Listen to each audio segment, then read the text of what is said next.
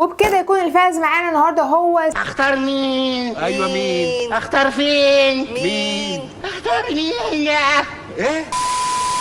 ازيكم. ناس كتير بتبقى عايزه تعمل برجر بسرعه وتجيبه على طول كده من السوبر ماركت او من الفريزر وتعمل سندوتشات برجر حلوه. طيب اني بقى نوع برجر موجود في السوق جاهز ناخده على طول نقليه ونحطه في الساندوتش؟ النهارده معايا 7 انواع من البرجر المختلفه، اشهر حاجه موجوده في السوق، هنقارنهم بالطعم والشكل والسعر. يلا بينا. يلا اول جوله، اول 4، تاني جوله هتبقى ال3 التانيين ونشوف بقى. اول واحد اسمه اشهى، وده اول مره اشوف صراحه، ب130 جنيه، وده اطياب ب200 جنيه وهو اغلى واحد فيهم على الاطلاق. اما حلواني فكان ب150 جنيه، يعتبر سعره متوسط، والثري شيفس كان من الحاجات الغاليه ب192 جنيه. كلهم حجم كيلو، 25 قطعه، او في حاجات بس بسيطه حجمها كيلو عامله 20 قطعه. تعالوا نبدا. بسم الله الرحمن الرحيم. اشهى يعتبر من الحاجات الرخيصه، 130 جنيه. اولا كده من الشكل الاحجام كلها واحده تقريبا. بسم الله.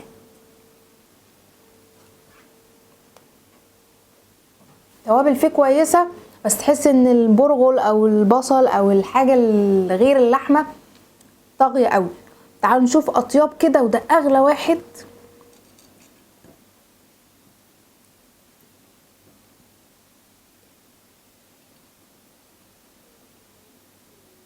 فعلا اطياب احسن شويه، طعم اللحمه باين فيه اكتر، التوابل بتاعته برضو شغاله كويسه، اتخن سنه، يعني اتخن سنه.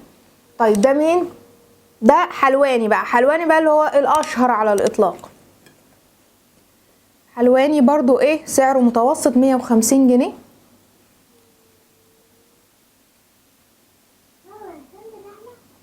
حلواني لحد دلوقتي اسوأ واحد فيهم، مش عارفه، حاسه فيه طعم غريب كده، طعم غريب كده زي حاطين نكهه لحمه مثلا، طعم غريب كده، وتحس ان طري قوي قوي من جوه.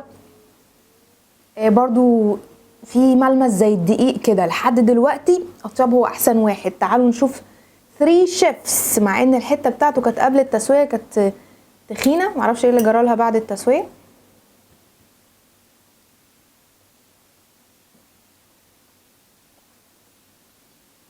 ثري شيفس حلو برضو، يعني بينافس اطياب، وحاسه ان هو ممكن يبقى احسن من اطياب. حاسه ان انا بندغ لحمه مفرومه الى حد ما، برضو مفيش اي حاجه صافيه، لكن طعم اللحمه هنا يعني تحس ان انت بتاكل برجر، يعني ما تحطه بقى في الرغيف وبتاع، هتحس ان انت بتاكل حاجه يعني. فثري شيفس لحد دلوقتي نمبر 1، بعديه اطياب. الاتنين دول تيجي ندوقه كده بالكاتشب عشان ايه نحس بالتجربه يعني.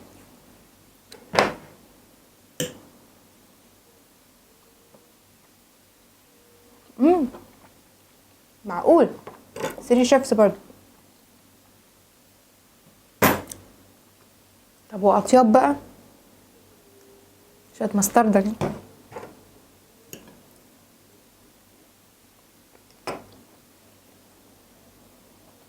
ثري شيفس احلى من اطياب. يلا الجوله الثانيه والاخيره، ميتلاند ب120 جنيه. اما المراعي اسمه جريت فودز من 1978 ب95 جنيه، وده ارخص واحد فيهم. اما شيكيتا فهو ب132 جنيه، نفس سعر اشهى تقريبا، دقناه اول واحد خالص. تعالوا نقول بسم الله وندوق الطعم عشان نحدد بقى. بسم الله الرحمن الرحيم. ميتلاند ده نفس طعم المتوسطين، اشهى يعني، بس يعني ايه قريب من طعم حلواني، بس حلواني كان اوفر في الدقيق والحاجات الغريبه والطعم الغريب اللي محطوط عليه. تعالوا نشوف ارخص واحد فيهم، يا ترى ارخص واحد فيهم هيبقى ايه.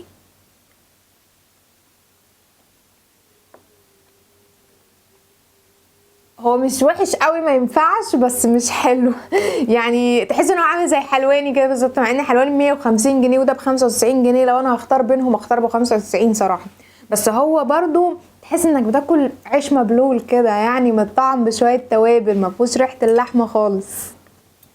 طيب الاخير بقى شيكيتيتا، ولا اسمه شيكيتيتا. دي تحس انها الحته ايه برضو طريه زياده عن اللزوم كده.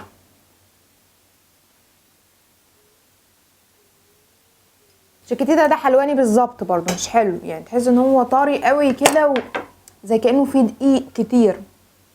طيب عشان نقيم بقى، يعتبر اغلى واحد واطعم واحد، احلى واحد انا احطه في ساندوتش واكله هو 3 شيفس. لانه ليه اغلى واحد؟ مع انه كان ب 192 جنيه وفي اغلى منه اللي هو اطيب عشان هو كان 20 قطعه بس.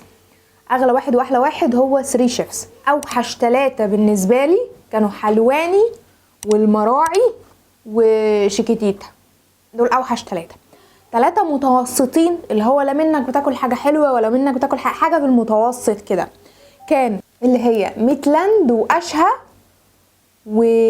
واطياب. فالموضوع ملوش دعوه بانه غالي او رخيص، في غالي زي اطياب ب 200 جنيه وحطيته في المتوسط، يعني مش حلوه قوي، وفي رخيص وفعلا مش حلو، ما جيبوش يعني، حرام. وبكده يكون الفائز معانا النهارده هو 3 شيفس. لو عجبتكم الحلقات دي بقى قولوا لي اعمل لكم منها تاني واعمل لكم منها ايه. اشوفكم الحلقه الجايه ان شاء الله. باي باي.